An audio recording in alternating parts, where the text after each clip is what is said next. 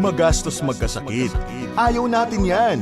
Kaya kung pwedeng iwasan, gawan na ng paraan. Narito ang ating kaagapay sa kalusugan, Doktora Luisa, para magbigay ng ekspertong payo sa ating kalusugan. Kung prevention is better than cure, iwas gastos tayo sa sakit for sure. Maging handa at maalam para iwas sakit, iwas gastos. Kanina ay sinabi ko na pag-uusapan po natin ang tungkol po sa colorectal cancer dahil po Colorectal Cancer Awareness Month ang buwan po ng Pebrero. At tamang-tama pala ang kulay ko dahil blue pala ang kulay, hindi ko alam yun hindi ko alam, but at tugma ang aking magiging partner for today. Okay, so papakilala natin ang ating pong panauhin as one of the top gastroenterologists in the country, one of the few, or are you the only one? Few gastroenterologists na lisensyado sa Pilipinas at sa Amerika. Dr. June Ruiz is a Philippine and American board-certified gastroenterologist, lead colorectal cancer screening programs and advocacy officer at the Medical City. Magandang umaga po sa inyo, Doc. Magandang umaga, Dr. Luisa. I think sa mga sa mga nanonood na hindi lang sa Pilipinas, sa buong mundo, magandang umaga, magandang tanghali, tsaka magandang gabi. Nagpapasalamat po ako na naimbita niyo kami para magsalita about colon cancer. Yes, Doc, I'm so happy because terno. Exactly. Pareho tayong naka-asul. Ito ang color ng Color Awareness Month. At Doc, gusto ko sabihin sa lahat, ikaw ay isang TikToker. Tama? Hindi naman, paminsan-minsan lang. But keep it going, Doc. Kasi sabi sa mga reports, dapat galaw-galaw tayo para hindi tayo pumanaw. Okay, Doc, so ito po ay para lang malaman ng madaming sikat na tao ang siya pong namatay sa colorectal cancer. Babasa ako ng ilan. Ito, 'di ba, si Chadwick Boseman sa Black Panther. Namatay siya at 43 years old, napakabata. Tapos siya po ay nagkaroon ng colon cancer for 4 years. Ayan, tapos yung mga kilala dito sa ating si Ronald Reagan, 'di ba, ay nagkaroon din ng colon cancer. Si ating pong dating presidente Corazon Aquino ay yan din ang kanyang cause of death, no? Colon cancer. Si Charlie Davao na isang artista, colon cancer din at age 75. Meron din po tayo si Ma'am Leticia Ramos Shahani. Yan din po ang kanyang cause of death, stage 4. So napakarami po. At saka si si LA, no? Yes, that's right. That's right. Si LA Tenorio na diagnose siya more than 2 years ago. Okay. And he has finished treatment and he's back playing basketball. Correct. But he, at what stage? Stage 3 din. Stage 3, because nakita ko he's one of the advocates now of colorectal cancer awareness. At anong age siya nagkaroon? 37 years old. Napakabata, no? Si L.A. Tenorio at age 37, kaya ang mga anak niya, mga younger, no, 10 years younger, ay dapat magpa-check up na at magpa-colonoscopy. Okay, so dito, Doc, ang mga statistics na sinasabi po sa World Health Organization nito pong 2023, ang colorectal cancer ang pangatlo pinakakaraniwang uri ng cancer at pangalawa sa leading cause ng cancer-related deaths sa buong mundo. Second siya, cancer-related deaths worldwide. Kadalasan ang apektado nito ay mga nasa edad 50 years old at pataas. Ayon naman po sa Global Cancer Observatory o GloboCan nitong 2020, ang colorectal cancer ang pang-apat sa leading cause ng cancer-related deaths sa mga Pilipino. Kaya naman patuloy at ang paalala sa atin na dapat po ay talagang i-check natin ang ating pong bituka. Okay, Doc, so umpisahan po natin. Siguro muna para maintindihan po ng ating pong mga kaserbisyo yung buong digestive system, no? Nasan ba yung colon na tinatawag at yung rectal area na tinatawag, rectum? Okay. Salamat, Dr. Luisa. So, ang digestive system, yan yung sistemang pantunaw para makuha yung mga nutrients sa mga kinakain natin. Nagsisimula ho yan sa bibig. Tapos pupunta yan sa esophagus, yan yung tubo papuntang stomach natin or tiyan, and then mapupunta tayo sa maliit na bituka, which is the small intestine, And then the large intestine is malaking bituka. Ang pinakahuling parte ng large intestine is the rectum. Yun yung tumbong na tinatawag natin sa Tagalog. So, when you say colorectal, ibig sabihin nun, nire-refer ho tayo sa colon, sa malaking bituka, tsaka sa rectum, which is the tumbong. And ang function po ng malaking bituka is para ipunin yung mga dumi natin. Tsaka ito yung huling parte ng katawan kung saan sinisip-sip yung tubig. Para Luisa. Okay, so ano po ang mga risk factors? Bakit po nagkakaroon ng colorectal cancer? Okay, magandang tanong yan. So for colorectal cancer, yung risk factors natin, pwede natin ma-divide into modifiable, ibig sabihin nababago, or non-modifiable, na hindi na nababago. So magsimula ho tayo sa non-modifiable. So, unang-una, age. Wala na tayong magawa, di ba? Kasi lahat na kasi tumatanda. And based on statistics, ang edad na 50 years old is a risk factor. Kasi 90% po, at least of the latest data, ay ang 90% of people with colon cancer are over 50 years old. So, una-una, edad. Number 2, family history. Bakit family history? Kasi merong genetic factor yung colon cancer. So kung meron kang first degree relative, sabihin natin parents, siblings, or anak na may colon cancer, yung risk mo is 2 times compared sa isang tao na walang kapamilya na may colon cancer. Pero if you have 2 or more, magiging 4 times na yung risk mo compared sa walang risk factor. So balikan ko lang, Doc, kanina ay nabanggit ko nga na nagkaroon akong pasyente dahil nga nagkaroon siya ng mga side effects ng chemotherapy. So nalungkot ako sa kwento niya na lahi sila ng colorectal cancer. Nakamiss siya ng 1 taon. So sinasabi niyo po high risk pero immediate family. Yes. So first degree relative yung pagka-risk factor, pero merong but yan. If you have a second degree, so ito ng mga tito, pinsan, if you have 2 or more second degree relative, risk factor na rin siya. Okay, go ahead, Doc. Ano pa hong mga risk factors? So yung third, if you yourself, meron kang personal history of, let's say, nagka-colon cancer ka na before, pwede ka pa rin magkaroon ng colon cancer in the future, o meron kang mga polyps na tumubo na nakita sa colonoscopy mo, kaya kailangan magpa-re-examine ng mas maaga. Kasi the fact na nag-form ka ng polyps, you are at a higher risk compared sa tao na walang polyps. Tapos meron ding mga sakit na tawag natin inflammatory bowel disease na hindi ganun ka-common sa Pilipinas. Risk factor din siya for colon cancer. Yun yung non-modifiable. Doc, can you talk about the IBS? Sige po, yun yung tinatawag natin, right? So yung IBS, iba yun sa IBD. Okay. So what's the difference? So para simple lang yung difference. Sa inflammatory bowel, the IBD, inflammatory bowel disease, meron talagang colitis o inflammation sa loob ng colon na nagkakaroon ka ng diarrhea, may blood, sumasakit yung tiyan mo, naglulose ka ng weight for IBD. Yung irritable bowel syndrome, yun yung IBS, yun yung mga pasyente na nakakaramdam din sila ng sakit sa tiyan, may diarrhea, pero normal yung colon nila. Parang very sensitive yung colon nila to a lot of stress factors. So yung IBD talagang may inflammation na dun sa bituka at diagnose na siya, at ito ang risk factor for colon cancer. Okay, go ahead, Doc. Ano po? So let's go naman to modifiable. So dito meron tayong magawa, di ba, for to prevent colon cancer. Since it is a lifestyle disease na yung colon cancer, we consider it a lifestyle disease. So yung mga vices, dapat avoid natin. Smoking, okay? Alcohol, too much alcohol. Number 3, unhealthy diet. So kung mahilig tayo ng mga processed food, mataas na red meat, hindi tayo kumakain ng fiber, wala masyadong fruits and vegetables, risk factor din yun for colon cancer.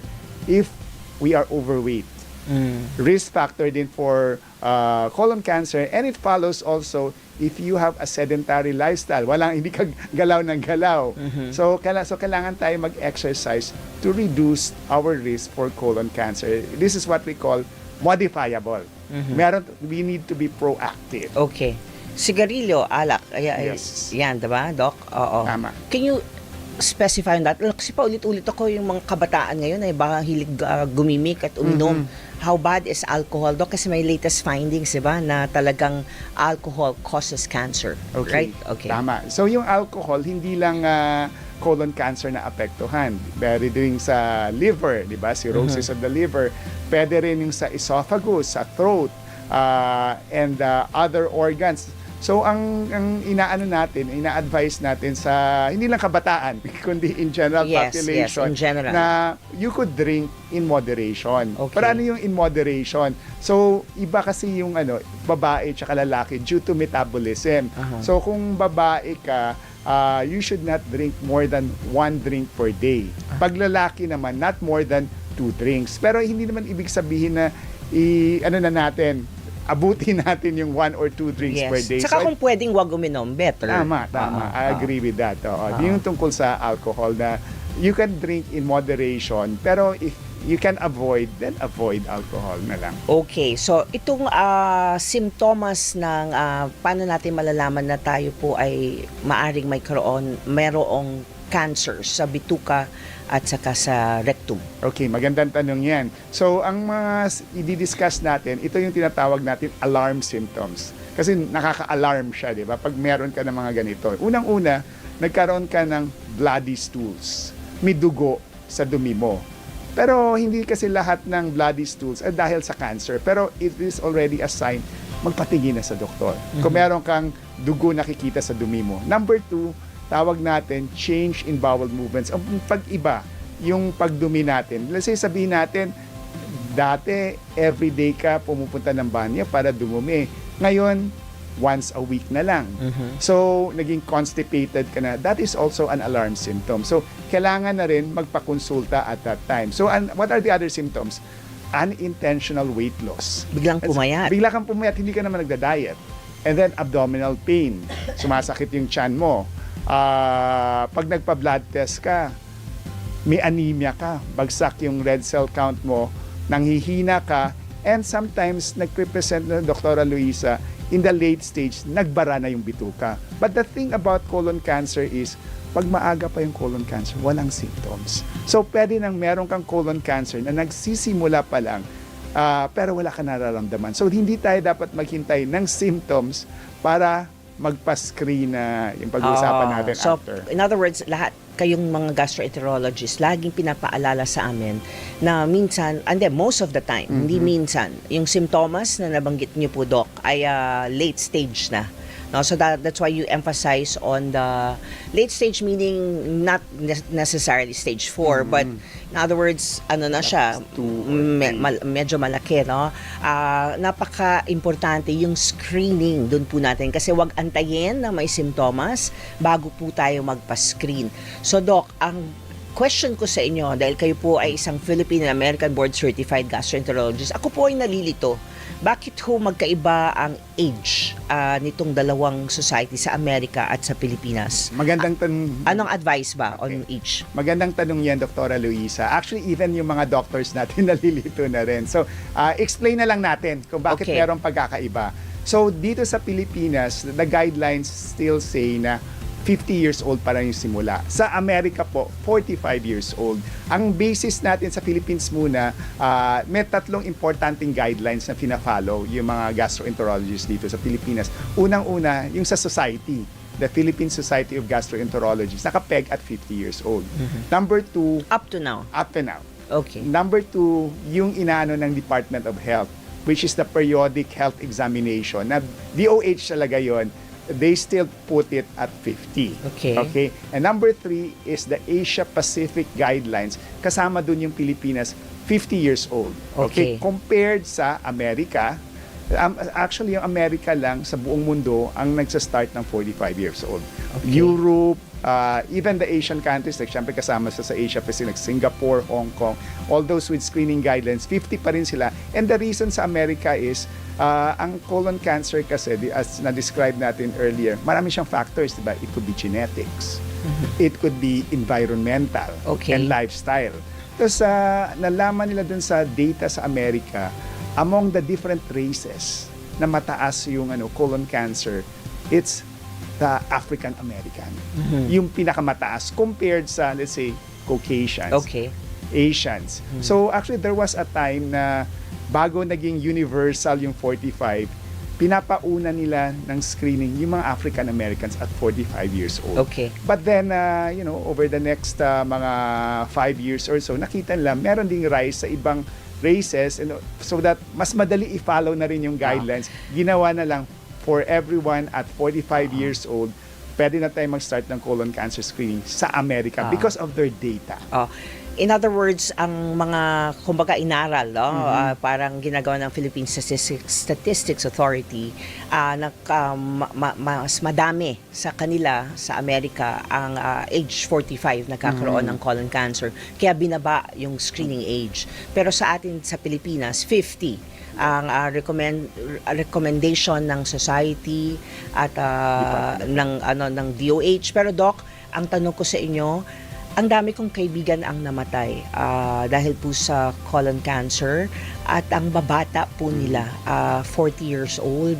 Kaya nga yung isang kaibigan ko ang sabi, ba't ganon, Luisa? Bakit 50 ang ina-advocate? Kita mo yung kapatid ko namatay at age 40. So ang first question ko, bakit pabata ng pabata ang nagkakaroon ng sakit na ito? At saka yun nga, Doc, parang nakakalungkot, no? So what do we do now? Kasi we're talking about screening as in colonoscopy at age 50, right? Pero may iba ka pang screening na pwedeng gawin para while hindi ka pa magko-colonoscopy. May ibang test na pwede gawin to check kung ikaw man ay posibleng may colorectal cancer, right, Doc? Okay.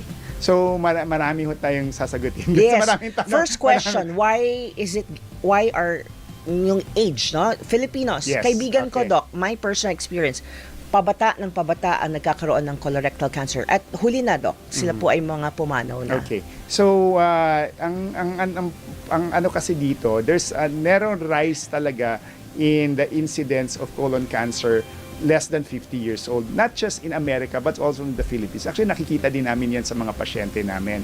Ang tawag dito, early onset colorectal cancer. Tinawag siya early onset kasi earlier than 50 years old. So yun yung general term pag nagkaroon ka ng colon cancer before the age of 50. And then dapat rin din natin, i-remember natin na genetics is a factor, environmental and lifestyle. So nung nag-study sila, and these are US data, kasi wala ka tayong data dito sa Pilipinas sa US data na review ko, mga around 40% they have identified risk factors. It's either merong silang family history or meron silang genetic syndrome na at risk sila na magkaroon ng cancer. Pero yung 60%, wala silang identified familial predisposition. So tiningnan nila, so yung mga ibang pasyente, medyo yung lifestyle nila, they're obese, hindi sila nag-exercise, palaging umiinom ng alcohol, at the same time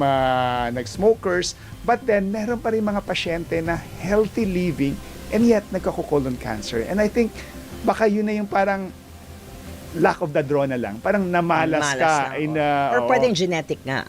na hindi lang na-identify kasi like sabihin natin, magbigay lang tayo ng examples, si Chadwick Boseman, di ba, si Black Panther, very fit, and yet nagkaroon siya ng colon cancer. And I think in his case, probably because African American siya, which is already, higher risk sila. Already. But then you see si L.A. Tenorio, Oo nga. very healthy, clean living, Athlete. and athlete. And yet nagkaroon siya ng colon cancer. Okay. Kaya up to now, hindi pa rin natin alam na wala kang risk factors, and yet may mga taong nagkaroon ng colon cancer. Kaya very active pa yung dito, yung pagsa-study kung ano ma-identify pa tayo ng mga risk factors kung bakit nagkakaroon ng colon cancer in the young. But I feel so bad na meron nga mga maaga nagka-colon cancer tapos hindi sila less than 50. Ito lang advice lang natin sa mga patients natin na nanonood.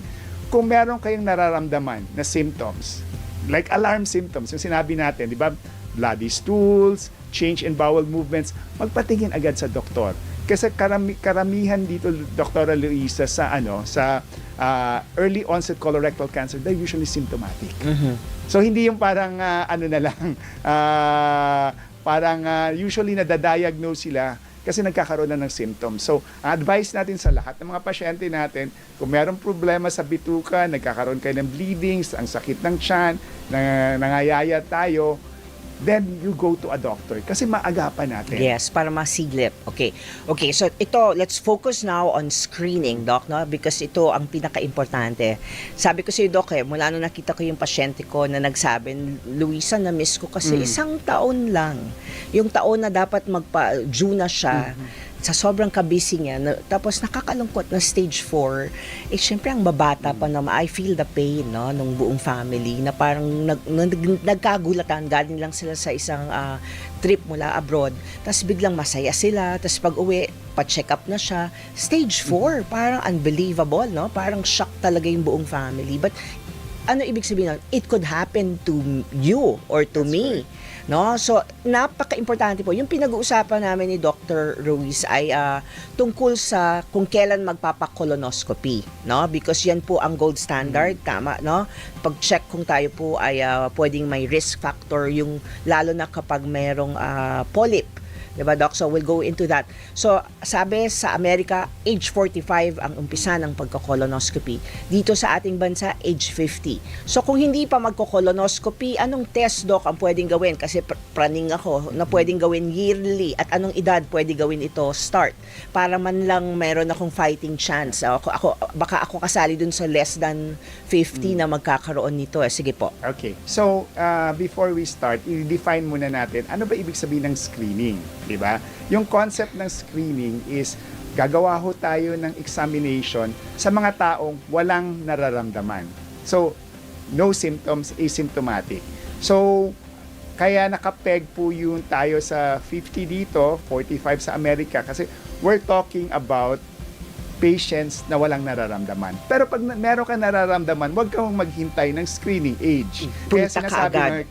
sinasabi natin, punta ka agad sa doktor mo. Okay? Dalawang test na ginagamit for screening. Yung una is na-mention ni Dr. Luisa is a colonoscopy. It's the gold standard.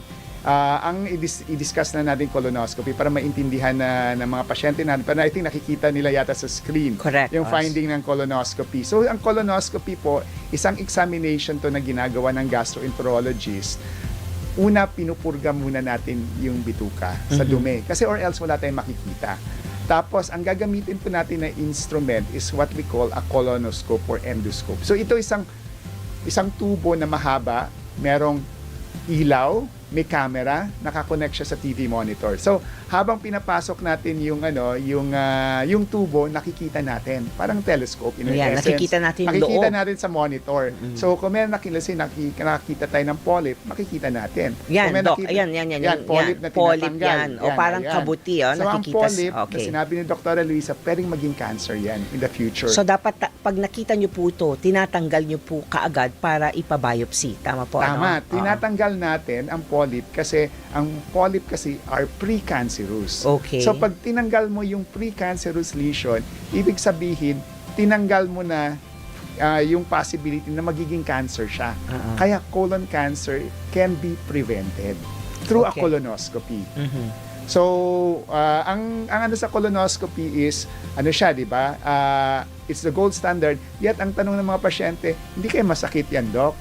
Siyempre, yun yung unang. Tapos, di ba, ayaw ko merong pinapasok sa loob ko sa loob ng body ko. So, pinapatulog po namin yung pasyente. Okay. So, we call it sedation. So, karamihan sa mga pasyente namin, they're very comfortable. Kasi may binibigay tayo ng mga gamot.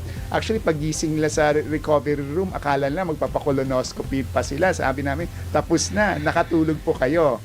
And the other test is what we call yung stool test, yung FIT, Fecal Immunochemical Test, so FIT. Ito naman, hinahanap yung dugo sa dumi natin na usually nag-originate lang sa malaking bituka. So the blood na nakikita sa FIT is very specific for the colon. So pag merong nag-positive kayo sa stool test nyo, diretso na po magpapakolonoscopy. Pero I just want to let people know na hindi po ibig sabihin pag nag-positive po tayo sa FIT, may cancer na po tayo. Kasi marami pong sanhi ng pagka-positive natin sa blood, sa stool, like hemorrhoids. na pwedeng magkapareho sila ng symptoms ng colon cancer pero magkaiba. Tsaka yung hemorrhoids, hindi siya nag-lead to colon cancer. Okay, so so yun po yung tinatawag yung FIT test, no? So Tama. parang stool exam siya na mai-test kung may dugo na hindi clinically nakikita, pero malalaman natin kung may dugo sa iyong dumi at pwede kang, yun nga, hindi lahat ay positive na kung may dugo man, pero ito ay yearly pwedeng ipagawa habang hindi ka pa for colonoscopy recommendation, right? Tama. So ang ginagawa, actually, may mga studies, Dr. Luisa, and these are studies done abroad. Kasi pag sasabihin mo sa isang pasyente, kailangan mo na magpa-colonoscopy. Di ba maraming natatakot sa colonoscopy? So hindi na magkakaroon ng screening kasi hindi mo in-offer yung the other test. So ang best way daw as a doctor is to talk to the patient, sabihin natin, umabot na kayo sa age na magpapascreen. Meron tayong dalawang major Test. options. Okay. Yung una, colonoscopy. Ito yung gold standard. Tapos pag walang polyps, wala kang family history, after 10 years ka na next test mo. Pero kung magpo-stool card tayo, hindi ka matatakot na At what age? At what age yan, Doc? Yung sa stool? screening sa 50 pa rin. 50 pa So rin. at 50, you have an option. Pero- Either magpa-stool ka test or magpa-colonoscopy. Pero a lot of people na nag-colonoscopy na, ayaw na nila mag-stool. Kasi pag let's say, sabihin natin na colonoscopy ka, wala kang polyps. Ang next time magpa-colonoscopy ka is 10 years. So bakit ka ba magpa-stool test? So yung stool test sa mga ayaw magpa-colonoscopy. Okay. Pero Doc, wala naman mawawala ako at age 40 bang papafit test ako, no? Kung meron kang family history, I would say so. Kasi remember, ang fit kasi can have a false positive. So let's say, sabihin na nagpagawa ka ng fit o wala ka kang cancer, nag-positive ka dahil sabihin natin may hemorrhoids ka, mapipilitan yung doktor mag-advise sa'yo ng colonoscopy. So, mapapakolonoscopy ng mas maaga. Okay, Doc, question. So, si L.A. Tenorio at age 38 na diagnosed with colon cancer. So, ano ba yung usual advice? 'Di ba? Pag ikaw ay tatay, ano ngayon na magiging age of monitoring or for colonoscopy para sa mga anak niya? Okay. Ang advice niyan is 10 years before the age of the index patient. So, let's say kung 38 years old ka nagka-colon cancer, yung mga anak mo, unfortunately, they will have to be screened at the age of 28. 10 years bata. earlier. And may reason yan kung bakit 10 years. Kasi, based on sa studies, for a small polyp, kung maliit na polyp, na butlig, bago magiging siyang cancer, takes around 10 years. So, that's the reason kailangan mo 10 years before magpa-examine. Kung tatay mo nagkaroon ng early cancer. So, para sa mga anak ng mga magulang na nagkaroon ng colon cancer, 10 years down, earlier, 10 years earlier than the age ng index case, meaning nung pasyente na nagkaroon ng colon cancer. Okay, Doc, paano naman ako nagulat nga ako nakunan ako ng polyp.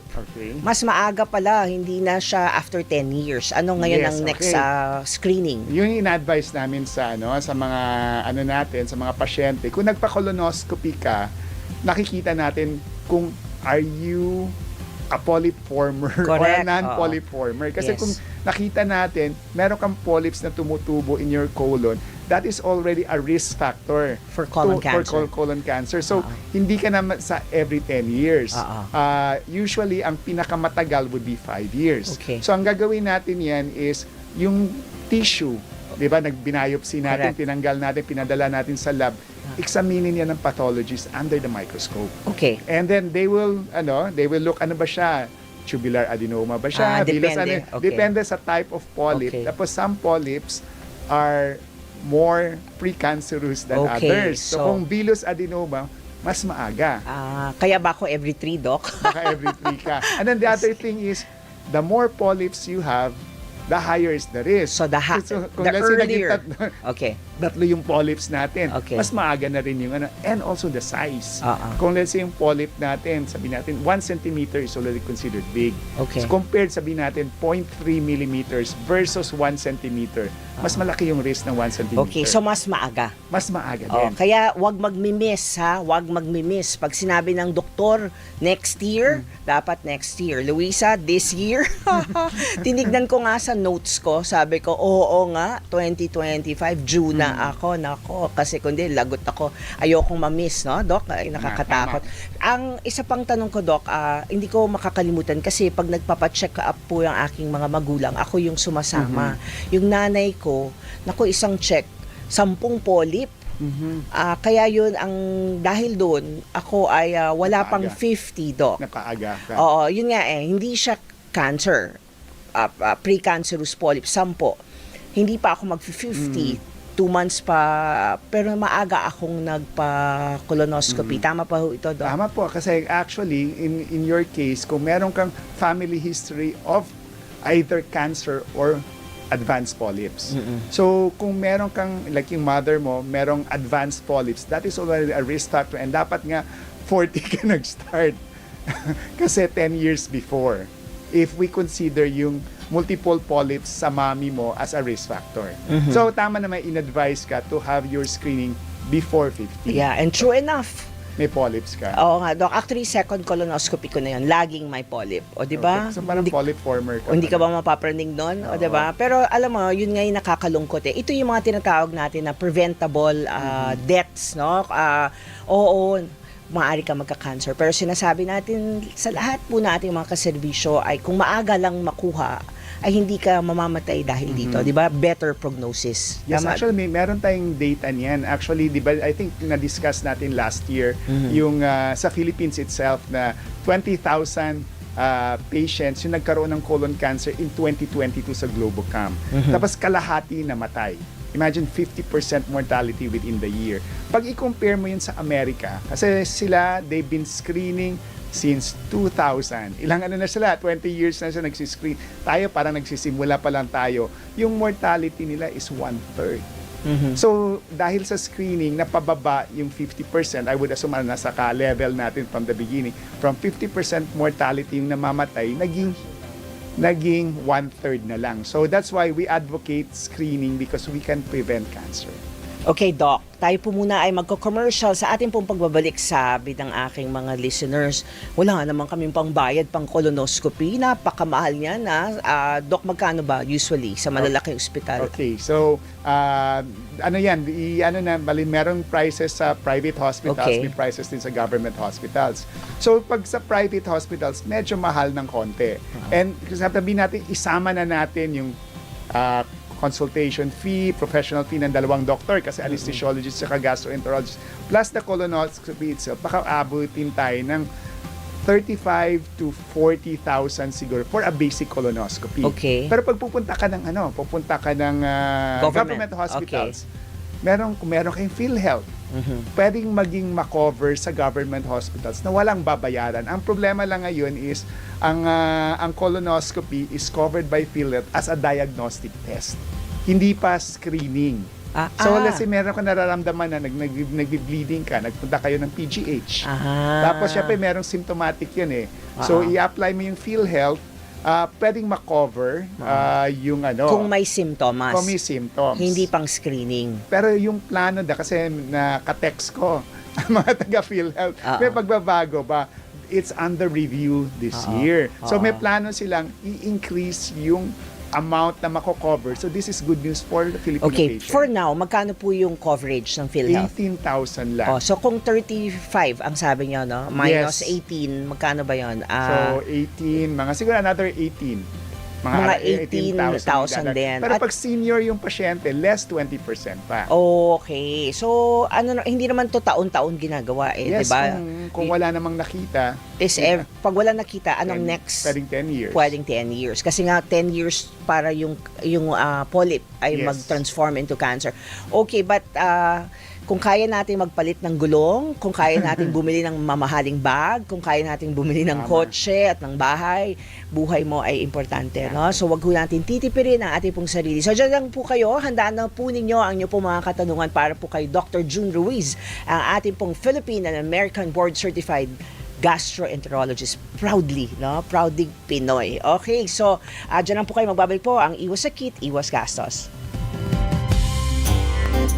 Serbisyong pangkalusugan ang hatid ni Dr. Luisa sa Iwas Sakit, Iwas Gastos. Iwas Sakit, Iwas Gastos.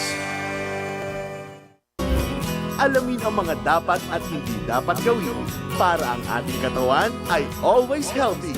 Alamin sa What's Up, Doc?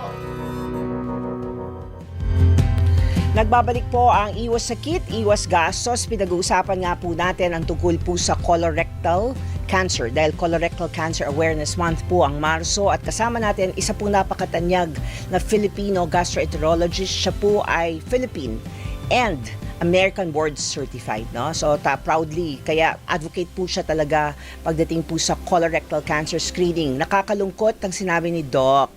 Ang PhilHealth kino-cover lang ang colonoscopy po ninyo kapag may simptomas kayo as diagnostic pero hindi pang screening. Okay, so ang tanong ko, Doc, baka naman merong screening program ang inyo pong society para makatulong po sa ating mga kababayan? Sige po. Okay, magandang tanong yan, Dr. Luisa. So, up to now kasi, hinihintay po natin yung magkakaroon tayo ng national screening program na coming from the DOH. Actually, nagsimula na yung pag-uusap doon and we're hoping baka in the next year or so baka magkaroon tayo ng national screening program na baka maging libre yung screening for all people. So right now parang kanya-kanya lang na screening program, let's say bawat hospitals na nag-advocate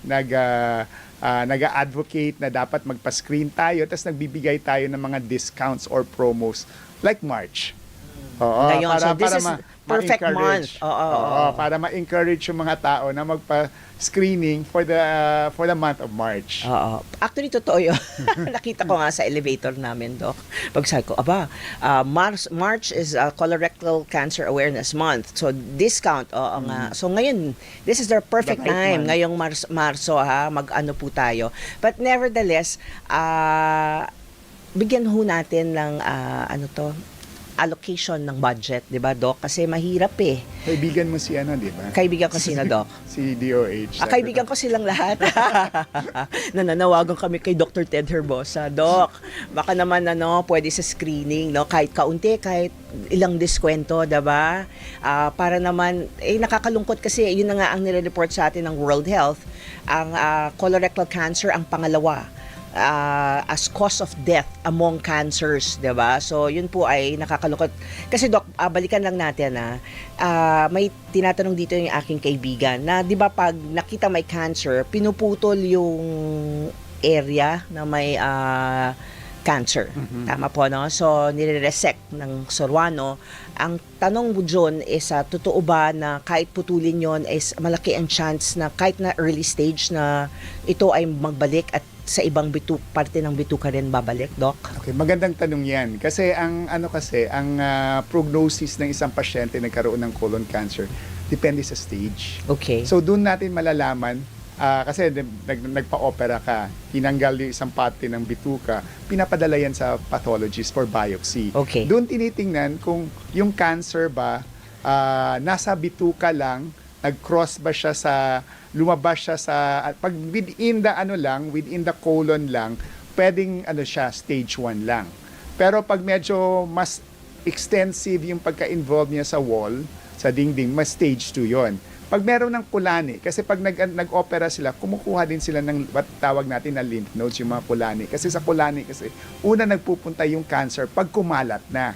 Stage 3 na yon.